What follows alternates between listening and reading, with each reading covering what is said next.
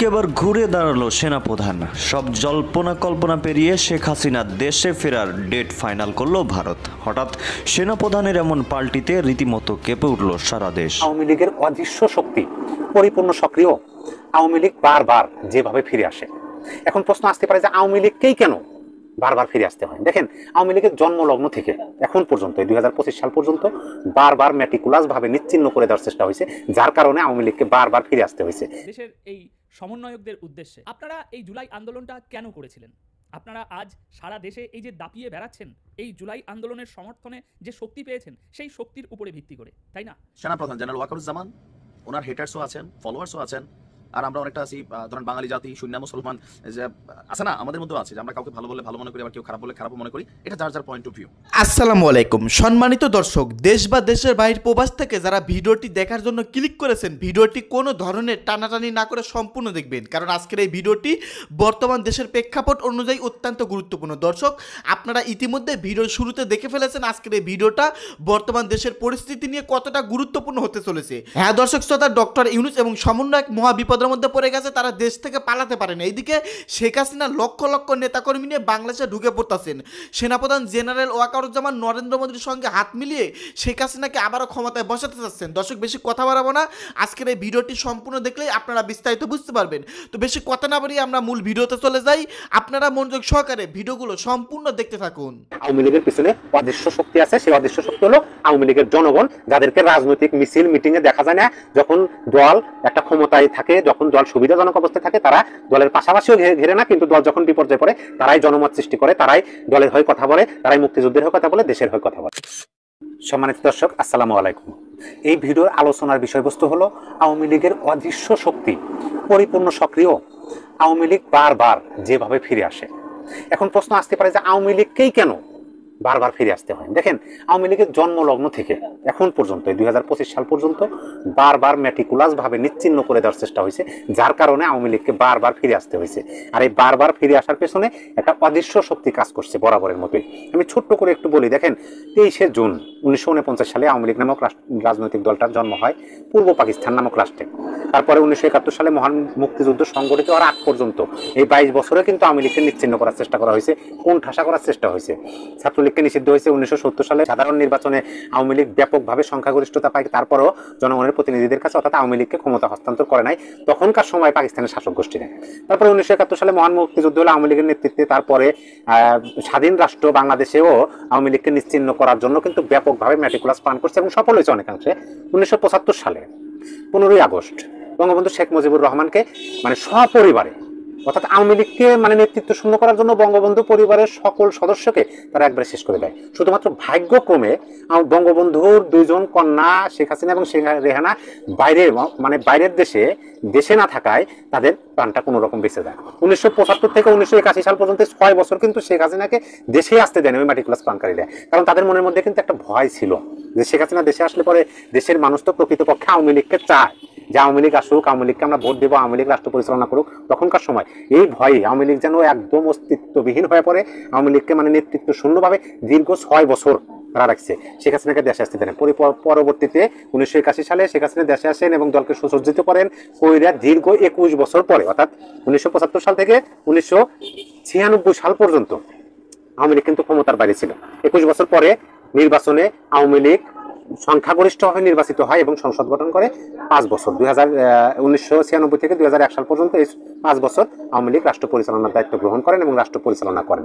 তারপরে আমরা দেখলাম যে 2001 সালে বিএনপি ক্ষমতা আসলো এবং 2008 পর্যন্ত বিএনপি রাষ্ট্র পরিচালনা করলো এবং 2008-এ আবার আওয়ামী লীগ বাংলাদেশের প্রেক্ষাপটে ব্যাপক সংখ্যাগরিষ্ঠতা পেল এবং সরকার গঠন করে প্রচুর সংখ্যক আসন নিয়ে তারা সংসদে গিয়ে তারপরে যেভাবেই হোক অনেক অভিযোগ আছে 16 বছর 15 বছর 7 মাস অর্থাৎ 2008 থেকে 2024 সালের আগস্ট মাসের 5 তারিখ পর্যন্ত কিন্তু আওয়ামী লীগ নামক রাজনৈতিক দলটা রাষ্ট্র পরিচালনা করছে, সরকারে থাকছে।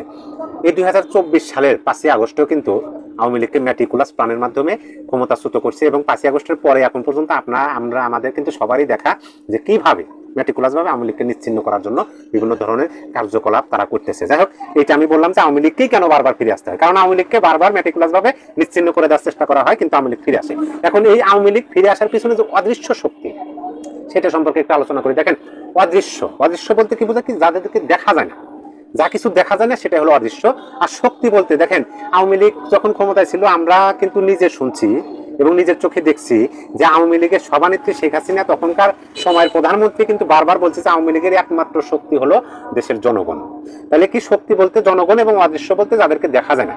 এখন এই দেখা জনগণ আওয়ামী লীগের অদৃশ্য শক্তি একটু বিস্তারিত আলোচনা না করলে বোঝা খুবই মুশকিল। দেখেন, আওয়ামী লীগের বিরাট একটা সংখ্যা সমর্থক আছে যারা কোনো সময়ে আওয়ামী লীগ যখন সরকারে থাকে, অর্থাৎ আওয়ামী লীগ নামক এই রাজনৈতিক দলটা যখন সুবিধাজনক অবস্থানে থাকে, তখন এই জনগণ, এই সমর্থকরা কোনো সময়ে ওই সুবিধার জন্য কোনো নেতা বা দলের দ্বার প্রান্তে যায় না, কিন্তু তারা মনে প্রাণে আওয়ামী লীগকে ভালোবাসে। কি জন্য? এটারও আবার অন্যতম কারণ আছে। কারণ হলো যে আওয়ামী লীগ হলো এই বাংলাদেশ নামক রাষ্ট্রটার জন্ম যেভাবে হলো মহান মুক্তিযুদ্ধের মাধ্যমে, সেটার নেতৃত্ব দানকারী রাজনৈতিক দল। বাঙালি জাতীয়তাবাদ, মুক্তিযুদ্ধের চেতনা আর জয় বাংলা স্লোগান, বঙ্গবন্ধুর ৭ই মার্চের ভাষণ, বঙ্গবন্ধুর প্রতি ভালোবাসা, বঙ্গবন্ধুর চেতনা। এবং আওয়ামী লীগ এটা কি করে বারবার, যে আওয়ামী লীগের কিন্তু এগুলো আছে, আওয়ামী লীগের সাথে মুক্তিযুদ্ধ জড়িত আছে অতপ্রতভাবে। বঙ্গবন্ধু মানে আওয়ামী লীগ, তারপরে ৭ই মার্চের ভাষণ, এগুলা মানে নতুন করে বলার কিছু নাই, এগুলা মানে পুরাতন কিছু। কিন্তু এই যে অদৃশ্য শক্তিটা, দেখবেন যে আপনার পাশে বসে আছে, বুঝতে পারবেন না যে সে আওয়ামী লীগের সমর্থক, কিন্তু আওয়ামী লীগের সে প্রকৃতপক্ষে সমর্থক। এবং অন্যান্য রাজনৈতিক দলের মধ্যেও আওয়ামী লীগের অদৃশ্য শক্তি আছে, যারা চায় যে বাংলাদেশের রাজনীতিতে আওয়ামী লীগ থাকুক, যারা চায় বাংলাদেশে আওয়ামী লীগ নামক রাজনৈতিক দলটা রাজনীতি করুক। এই যে অদৃশ্য শক্তি আমি কথা বললাম, এই অদৃশ্য শক্তির মধ্যে আবার দুই প্রকার আছে। দুই প্রকার কি? যে আওয়ামী লীগের মানে সমর্থক কিন্তু কোনো রাজনৈতিক কর্মকাণ্ডের সাথে জড়িত না, তারা ইনকাম করে, পরিশ্রম করে অর্থ উপার্জন করে খায়, কোনো অন্যায় অনিয়ম দুর্নীতির সাথে তো জড়িত না। বরং আওয়ামী লীগ যখন সুবিধাজনক অবস্থায় থাকে, আওয়ামী লীগ যখন রাষ্ট্র পরিচালনার দায়িত্বে থাকে, তখন তারা আওয়ামী লীগ থেকে দূরে থাকে। কিন্তু আওয়ামী লীগের সমর্থক যখন এই যে আওয়ামী লীগ যখন একটা বিপর্যয় মুহূর্তে পড়ে, মানে আওয়ামী লীগকে নিচ্ছিন্ন করে যাওয়ার জন্য ম্যাটিকুলাস প্ল্যান হয়, তখন এই অদৃশ্য শক্তির একটা অংশ যে সমর্থক, তারা বিভিন্নভাবে আওয়ামী লীগকে আবার রাজনীতিতে ফিরে আনার জন্য কার্যকলাপ কিন্তু চালিয়ে যায়। আর একটা গোষ্ঠী আছে আওয়ামী লীগের, তারাও অদৃশ্য শক্তি, এই তারা হলো যে আওয়ামী লীগের সমর্থক না, তারা প্রকৃতপক্ষে আওয়ামী লীগের সমর্থক না, একটা দেশের সাধারণ মানুষ, কিন্তু তারা আওয়ামী লীগের একটা সময় সমর্থক হয়ে ওঠে। কোন সময়? সেই সময়টা হলো যখন এই যে আওয়ামী লীগকে নিশ্চিহ্ন করে দেওয়ার চেষ্টা করা হয়। কারণ হচ্ছে যে আওয়ামী লীগকে নিশ্চিহ্ন করে দেওয়ার চেষ্টা করা হলে মুক্তিযুদ্ধকে নিশ্চিহ্ন করে দেওয়ার চেষ্টা হয়। আওয়ামী লীগকে নিশ্চিহ্ন করার চেষ্টা হলে আপনার স্মৃতিসৌধ, স্বাধীনতা, আমাদের মাতৃভাষা, বাংলাদেশ, মুক্তিযুদ্ধ, ৭১, বঙ্গবন্ধু, এগুলোকে নিশ্চিহ্ন করে দেওয়ার চেষ্টা করা হয়। তখন ওই যে নিরপেক্ষ একটা গোষ্ঠী, যে গোষ্ঠীগুলো প্রকৃতপক্ষে আওয়ামী লীগের সমর্থক না, কিন্তু মহান মুক্তিযুদ্ধকে ভালোবাসে, বঙ্গবন্ধুকে বুকে ধারণ করে, ৭১কে ভালোবাসে, ৭১-এর চেতনা বুকে ধারণ করে, এবং তারা বাংলাদেশ নামক রাষ্ট্রটাকে, স্বাধীন রাষ্ট্রটাকে তারা মানে, তারা কিন্তু ওই আওয়ামী লীগকে তখন মানে পুনর্বাসনের জন্য, আওয়ামী লীগ যেন বাংলাদেশের রাজনীতি করতে চায়, সেই শক্তি হিসাবে কিন্তু কাজ করে। আর যখন এই যে অদৃশ্য শক্তির মধ্যে দুইটা পার্ট, একটা হচ্ছে সমর্থক পার্ট, একটা হচ্ছে মানে সমর্থকহীন পার্ট, মানে যারা সমর্থক না, সাধারণ জনগণ, এই যে দুইটা মানে কি বলে অদৃশ্য শক্তি যখন একত্রিত হয়ে মানে কাজ করে আওয়ামী লীগকে বাংলাদেশের রাজনীতিতে মানে ফিরানোর জন্য, তখন কিন্তু বিশ্বের মানে দেশের কোন শক্তি, এমনকি পরাশক্তিও পারে না আওয়ামী লীগকে ঠেকাতে। সেটা আমরা দেখছি 1975-এর পরে, দীর্ঘ 21 বছর পরে কিন্তু ঠিকই তারা আসছে। তারপরে আমরা দেখছি আপনার 49 থেকে ৭১ পর্যন্ত আওয়ামী লীগের প্রধান নেতৃত্ব দানকারী নেতা কতবার তাদেরকে আটক করা হয়েছে, কতবার নেতৃত্ব শূন্য করার চেষ্টা করা হয়েছে, কিন্তু আওয়ামী লীগ একদম নিশ্চিহ্ন হয়ে যায়নি। কারণ আওয়ামী লীগের পিছনে অদৃশ্য শক্তি আছে। সেই অদৃশ্য শক্তি হলো আওয়ামী লীগের জনগণ, যাদেরকে রাজনৈতিক মিছিল মিটিংয়ে দেখা যায় না। যখন দল একটা ক্ষমতায় থাকে, যখন দল সুবিধাজনক অবস্থায় থাকে, তারা দলের পাশাপাশিও ঘেরে না, কিন্তু দল যখন বিপর্যয়ে পড়ে, তারাই জনমত সৃষ্টি করে, তারাই দলের হয়ে কথা বলে, তারাই মুক্তিযুদ্ধের হয়ে কথা বলে, দেশের হয়ে কথা। কোনো রকম ভূমিকাতে না গিয়ে সরাসরি একটি প্রশ্ন দিয়ে ভিডিওটি শুরু করতে চাই। প্রশ্নটি হচ্ছে দেশের এই সমন্বয়কদের উদ্দেশ্যে, আপনারা এই জুলাই আন্দোলনটা কেন করেছিলেন? আপনারা আজ সারা দেশে এই যে দাপিয়ে বেড়াচ্ছেন, এই জুলাই আন্দোলনের সমর্থনে যে শক্তি পেয়েছেন, সেই শক্তির উপরে ভিত্তি করে, তাই না? কিন্তু এই শক্তিটা আপনারা পেলেন কোথা থেকে? আপনারা সমাজে কিছু পরিবর্তন আনবেন, দেশের মানুষের জনজীবনকে কিছু উন্নতির দিকে নিয়ে যাবেন, এগুলোই আপনাদের প্রধান শক্তির ভিত্তি, তাই না? কিন্তু আজ কি খবর সামনে বেরিয়ে আসছে? আপনাদের প্রধান বক্তব্য কি ছিল? বৈষম্য দূর করা। এখন বৈষম্য এই জিনিসটি অনেক বড় একটা ওয়াইড জিনিস, সুতরাং অত কঠিন বিষয়ে ঢুকবো না, সহজ করি আরও বিষয়টা। আপনারা কি চেয়েছিলেন? সমাজ থেকে চাঁদাবাজি দূর হবে, দখলদারি দূর হবে, তারপরে যত রকম এরকম দুর্নীতি আছে সমস্ত কিছু দূর করে একটা সুশাসন প্রতিষ্ঠা করতে চেয়েছিলেন, তাই না? কিন্তু সেই চাঁদাবাজি আর দখলদারিতে যদি আপনাদেরকেই এখন নিযুক্ত হতে দেখা যায়, তাহলে আজ যে মানুষদের সমর্থন নিয়ে আপনারা এই এত ক্ষমতাশালী হয়ে উঠেছেন, তাহলে তো সেই মানুষেরা আজ এটা ভাবতে বাধ্য হচ্ছে যে ভাই আপনারা আমাদেরকে ব্যবহার করেছেন, আপনারা আমাদের জীবনে বিশেষ কোনো উন্নতি আনার জন্য, আমাদের দেশে আমাদের সমাজটাকে আরও ভালো করার জন্য আপনারা এই আন্দোলনটি করেননি। আপনারা আমাদেরকে ব্যবহার করেছেন নিজেদের ক্ষমতা বাড়ানোর জন্য, নিজেরা ক্ষমতায় আসার জন্য। যাদের বাসে ওঠার পয়সা ছিল না, তারা আজ হেলিকপ্টারে ঘুরছে এই আমাদের সমর্থনে, আমাদের পেশি শক্তিতে, আমাদের বাহুবলে। কিন্তু আজ একই ঘটনা ঘটছে। দর্শক, বরিশালে রূপাতলী বাস টার্মিনাল এলাকায় প্রধান সড়কের পাশে 22টা স্টল নির্মাণ করে ভাড়া দিয়েছিল আওয়ামী লীগের এক নেতা, দখলদারি মেনে নিচ্ছি। কিন্তু আপনার 5ই আগস্ট ক্ষমতার পট পরিবর্তন হওয়ার পর আপনার সড়ক ও জনপথ সহজ এই জায়গাগুলোতে যে স্টলগুলো নির্মাণ করা ছিল সেগুলো দখল করে নেয়, স্টলগুলো ওখান থেকে তুলে নেয়। আওয়ামী লীগ সরকারের পতনের পর এই উচ্ছেদ অভিযান চালানো হয়েছে, চালিয়ে জায়গাগুলো পরিষ্কার করে দেওয়া হয়েছে, সমস্ত দখলদারি মুক্ত করে দেওয়া হয়েছে। কিন্তু এখন সেখানে আবার দখলদারি শুরু হয়ে গিয়েছে এবং সেই জায়গা দখল করে স্টল নির্মাণ করছে কারা? না, এখানে বিএনপি নেই, ছাত্ররা। তারা সবাই বৈষম্য বিরোধী ছাত্র আন্দোলনের সঙ্গে যুক্ত রয়েছে। এখন গতকাল সেখানে গিয়ে দেখা গিয়েছে যে উচ্ছেদের খালি জায়গায় অস্থায়ী স্থাপনা তৈরি হয়ে গিয়েছে এবং সেখানে ব্যবসা প্রতিষ্ঠান বসে গিয়েছে ইতিমধ্যে। সেখানে এখন কাঠের স্থাপনার নির্মাণ কাজ চলছে, যেমনটা ছবিতে এখন আপনারা দেখছেন, এবং শ্রমিকরাও রীতিমতো কাজ করছে আর তাদের তদারকি করছেন ছাত্ররা। এখন স্থানীয়রা জানাচ্ছে যে বিশ্ববিদ্যালয়ের সমন্বয়করা এখানে ঘর তুলছেন, জুলাই স্মৃতি ফাউন্ডেশনের নামে দোকান হবে। মানে এই যে জুলাই স্মৃতি ফাউন্ডেশন, এই যে ব্র্যান্ড নেম, এই ব্র্যান্ড নেমটাকে তারা এখন ব্যবসায় রূপান্তর করেছে। এছাড়াও খোঁজ নিয়ে জানা যাচ্ছে যে তারা বৈষম্য বিরোধী ছাত্র আন্দোলনের বরিশাল মহানগরের আহ্বায়ক শাহেদুল ইসলাম শাহেদের সব লোকজন, মানে এখানে যে ছাত্ররা তদারকি করছে তারা হচ্ছে এই বরিশাল মহানগরের আহ্বায়কের লোকজন।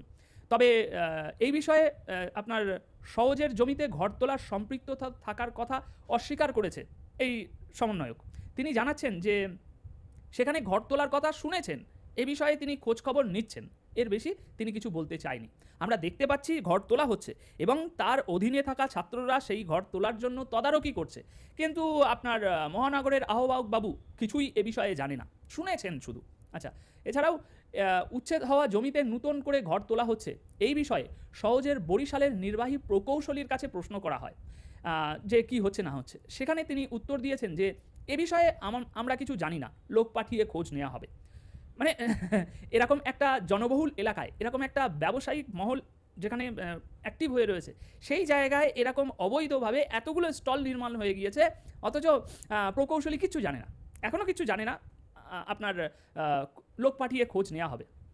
এছাড়াও তাকে প্রশ্ন করা হয়েছিল যে ছাত্ররা ঘর তুলছেন এবং কাজ বন্ধ করবেন কিনা আপনাদের চাপে, এই বিষয়ে জানতে চাইলে তিনি বলছেন যে আমরা কাজ বন্ধ করে দিয়ে চলে আসার পর তারা আবার কাজ শুরু করবে।